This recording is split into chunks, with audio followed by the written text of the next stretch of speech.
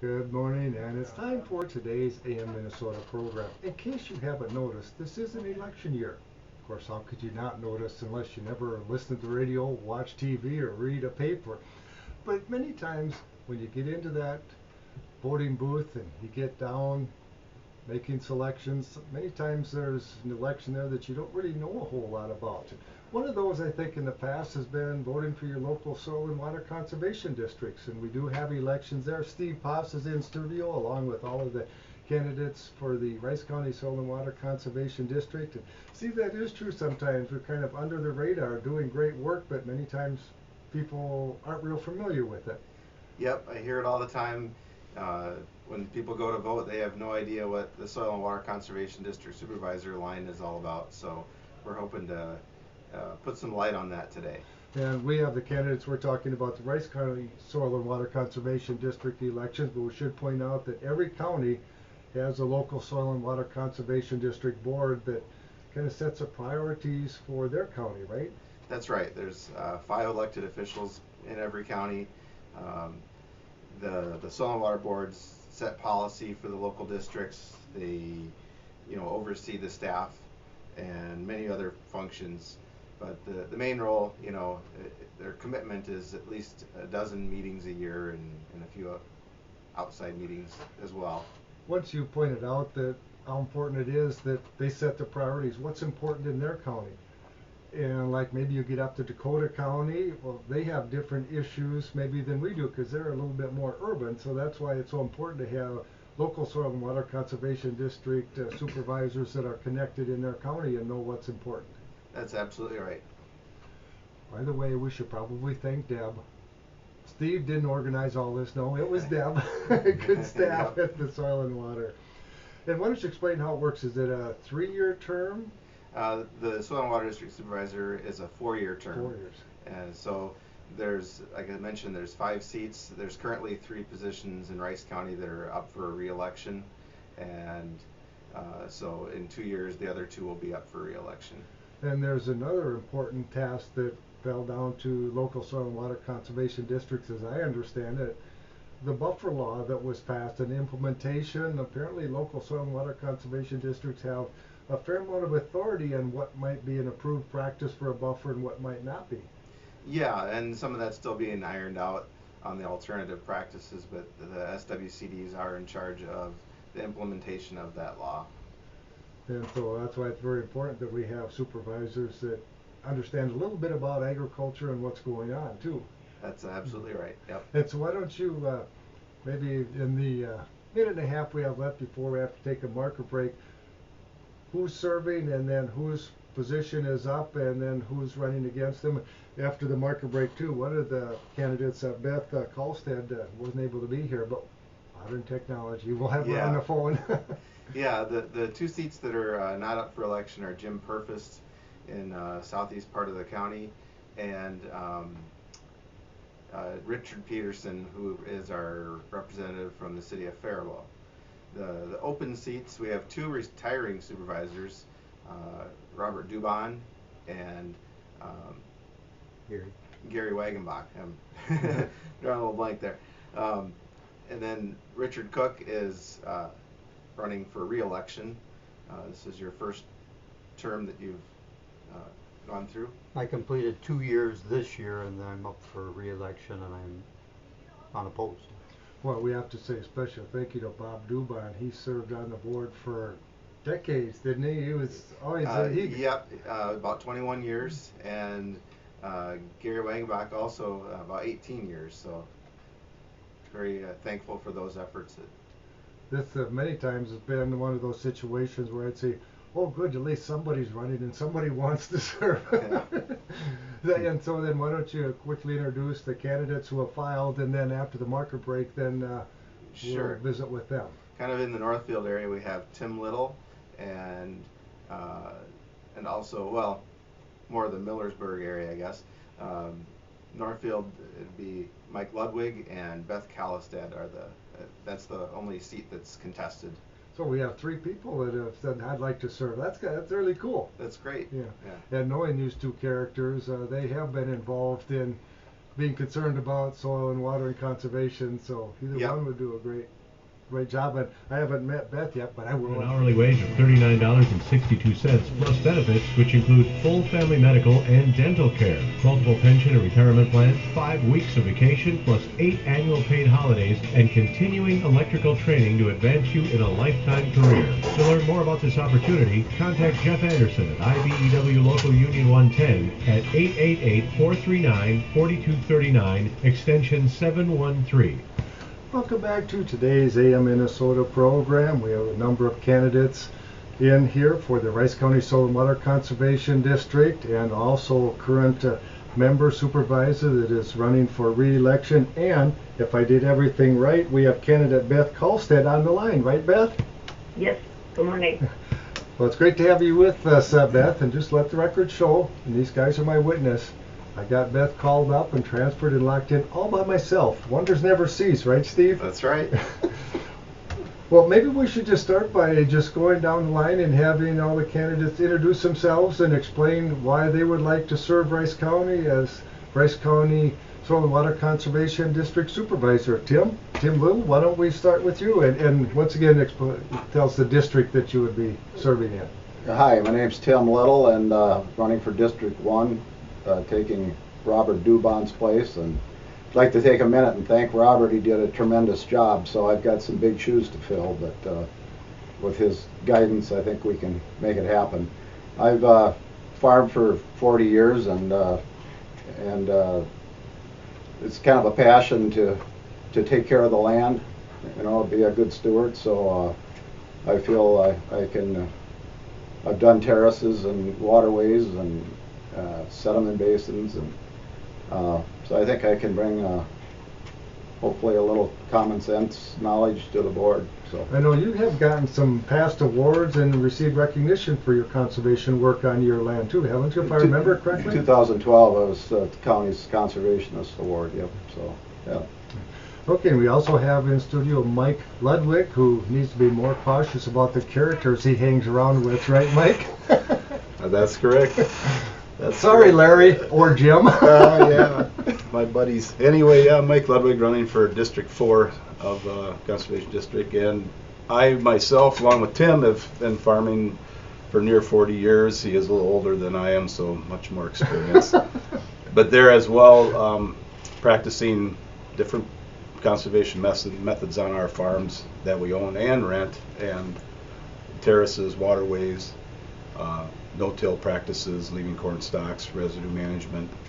So, and lately I've hats off to this group in Rice County that have taken a big interest in cover crops, and there as well I did participate in that this fall with some cereal ryegrass air seeded into my corn, so I'll have that to deal with next spring, but I'm looking forward to it. So, but that's, my main goal is in seeking this position is to continue awareness to growers in Rice County, to hopefully get them interested in some of these practices that are very new to all of us, and just water quality, and that's well, that's a major buzzword at a lot of the meetings I went to last year was water quality.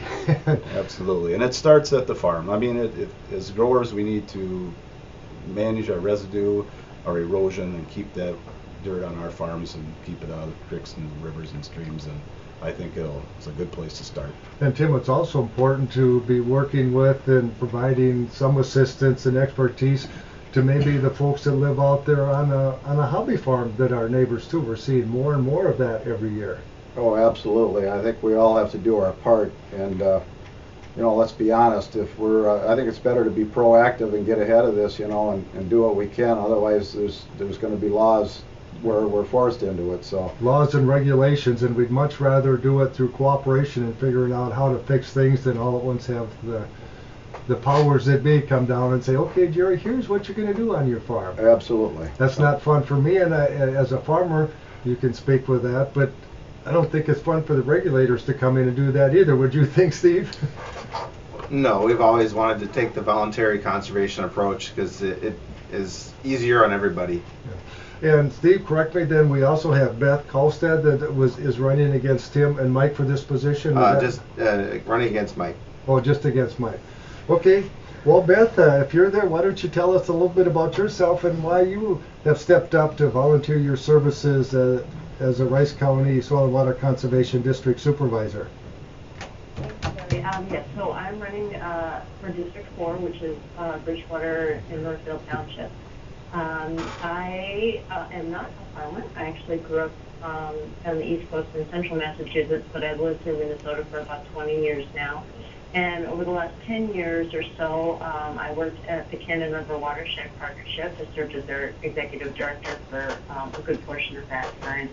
And during that time, I learned about the importance that the soil and water districts play in helping landowners and producers to manage their land in ways that help protect soil and water. And so as somebody that really enjoys being able to recreate outdoors and have clean lakes and places for my kids to play in, ensure that we have clean drinking water, I felt that this was it's easy to say somebody should take care of this or somebody should run for this office, and it was time for that somebody to be me. I bring a different skill set than some of the other candidates in that I'm looking at it more from how I can help shape policy and help guide the Soil and Water District through a lot of changes that are happening right now in terms of watershed planning and different activities that are happening at the state level that will be changing the way that work gets done.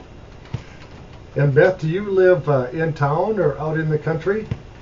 I live in Northfield.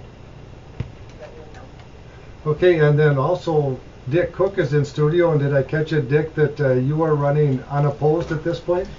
Yes, I am. I'm District 2 Soil and Water Conservation Supervisor now. I'm refiled for that position.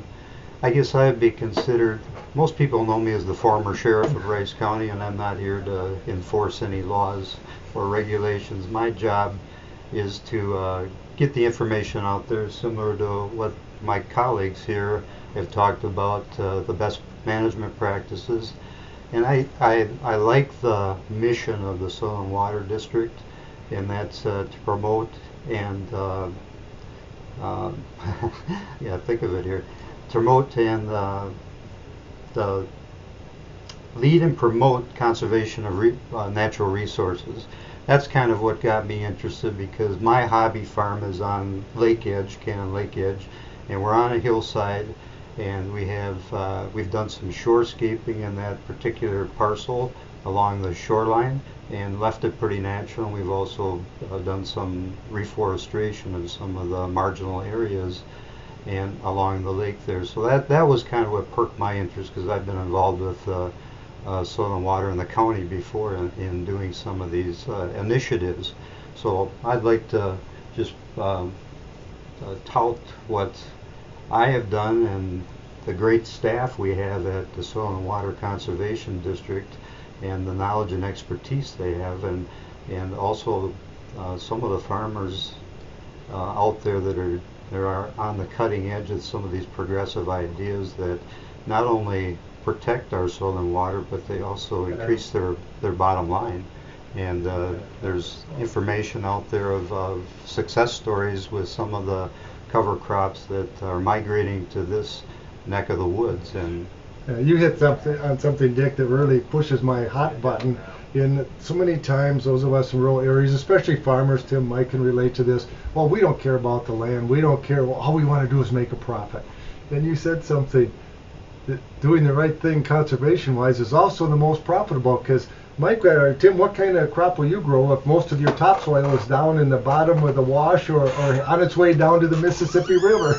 Exactly. That's been a big concern, and my biggest reason for getting interested in the conservation,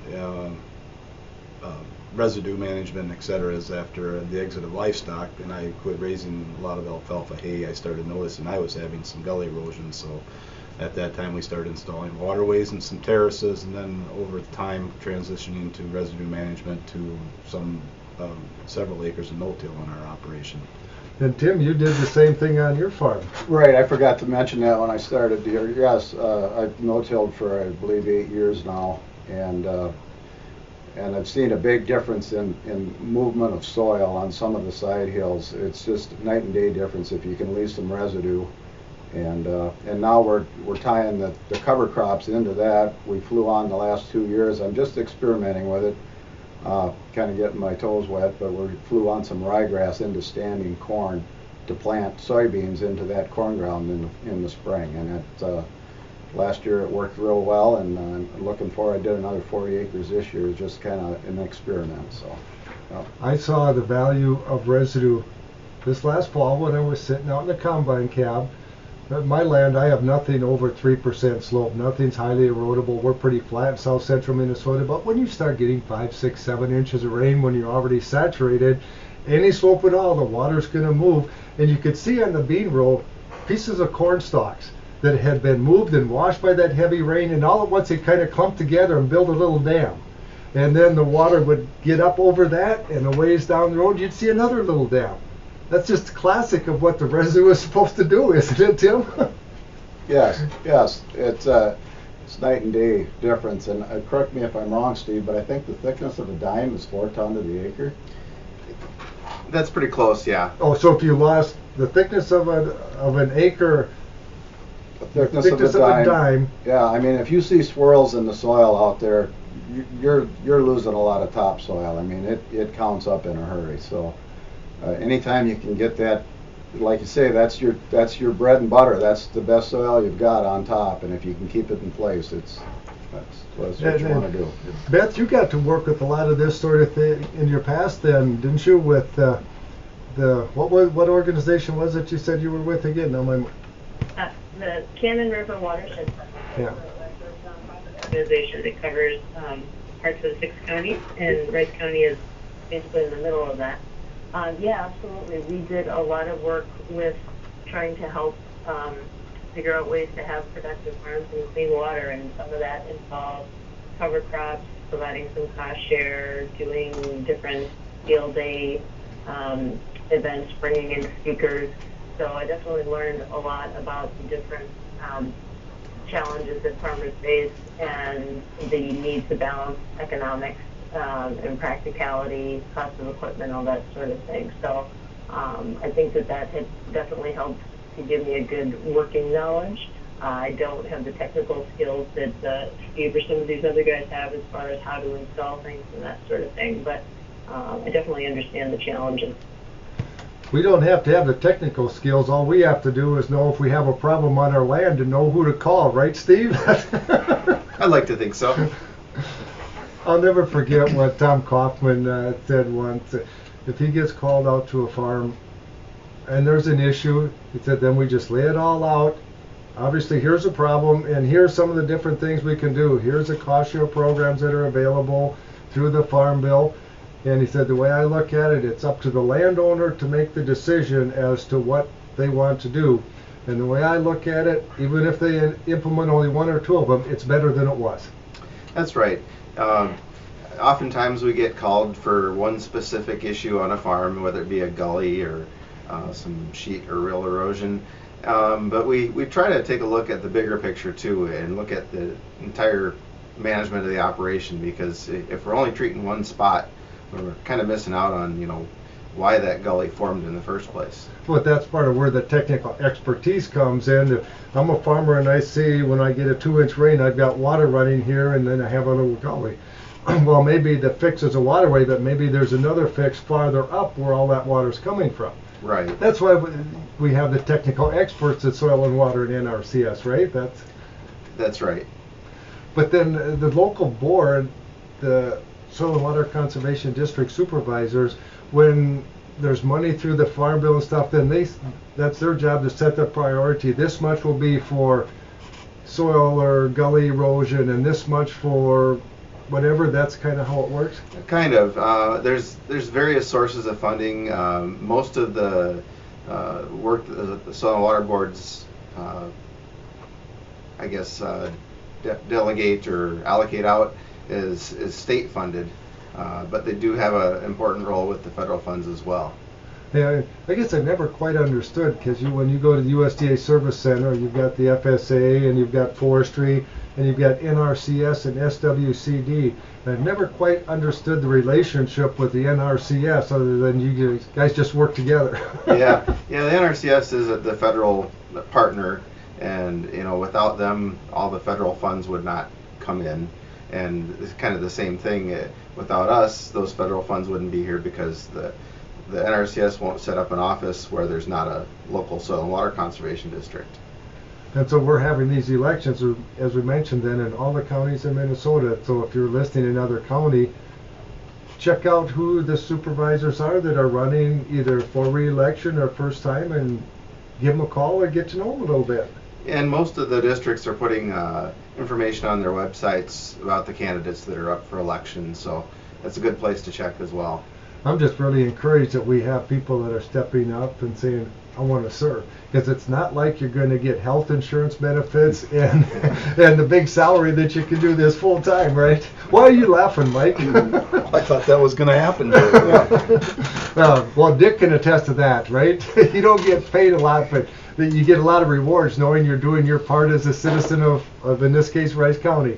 Yeah, it's more of a community service job, and we've concentrated essentially here this morning on the ag industry because it's the largest land mass that we deal with, but we also have to talk about what's going on in the urban areas because we're creating a lot of impervious surfaces, and if there's not a place to hold that water, similar to what terraces do out in the ag land, we're creating potential for flooding events in the future, just pushing our problem downstream to the next person. So isn't that what my drainage ditches are all about? Shove the water onto somebody else? That's kind of it, isn't it? Well, that's created some of the problems that we have today with, especially with the confluence of the two rivers here in Rice County, that the water comes off quickly from the land and surfaces in the urban areas, and if we can slow it down and mitigate some of the situations that we've created, I think we can get a better handle on some of our rain events. And Beth, the Cannon River Watershed Partnership, you do have some experience working with communities too, don't you? Isn't that part of what you did? Yeah, absolutely. We did a lot of work with urban residents on rain barrel workshops, rain gardens, and other practices that they can do around town, and also a little bit with the cities themselves to help. The cities do have stormwater permits from the Minnesota Pollution Control Agency, and so there are best practices that they are following as well and attempting to make some changes there. But it's definitely an everybody can do something approach. And I think that many cities have been very responsible too. Maybe you have some land, a developer buys it and wants to develop it and sell lots for homes. I think there's even some ordinances in there that they have to set so much aside. I've heard the term retention ponds and things like that. So they're trying to do their own little thing even in communities, aren't they? Yeah, definitely. The cities have a variety of options that they can take, but stormwater retention ponds are certainly one of the tools that they can use. Well, we only have about 3.5 minutes left. Maybe closing comments, we could go on the horn. So, Beth, you want to go first? Just once again reiterate why you would like to serve the citizens of Rice County as a supervisor? Sure. Well, I am interested in bringing my organizational management skills and knowledge to the Soil and Water District to be able to help. They have a huge amount of work to do right now, and as much as they can plan and prepare for that, they can be the most effective group that they can be. And I hope that my experience would be of use to them. And thank you to all the past supervisors. Gary Wagenbach was in the District 4, and he is retiring after, I believe, 16 years of service. So big shout out to Gary. Thank you. And Dick? I appreciate the work that Bob Dubin has done and Gary Wagenbach, and look forward to working with the next group of supervisors as elected. And I try to reinvent myself every 5 years, and this has been quite an experience because it's quite a complex area. But I think we're making progress in a positive manner, and I look forward to helping with that. Okay, and Mike? Yeah, once again, I just my hat's off to the Rice County farmers. this, like I said, this group of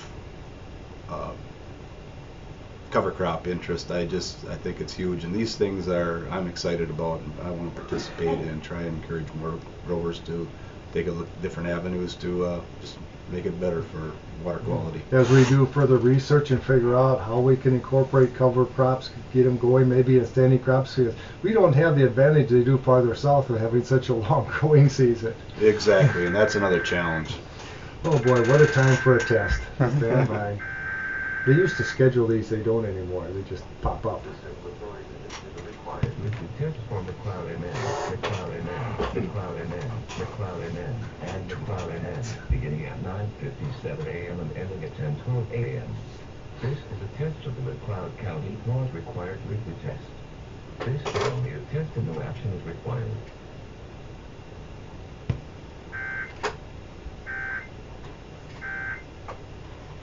And Tim, how was that for an intro for you, huh? The weekly test. Perfect. Yeah. He's a farmer. He rolls with things when they go wrong.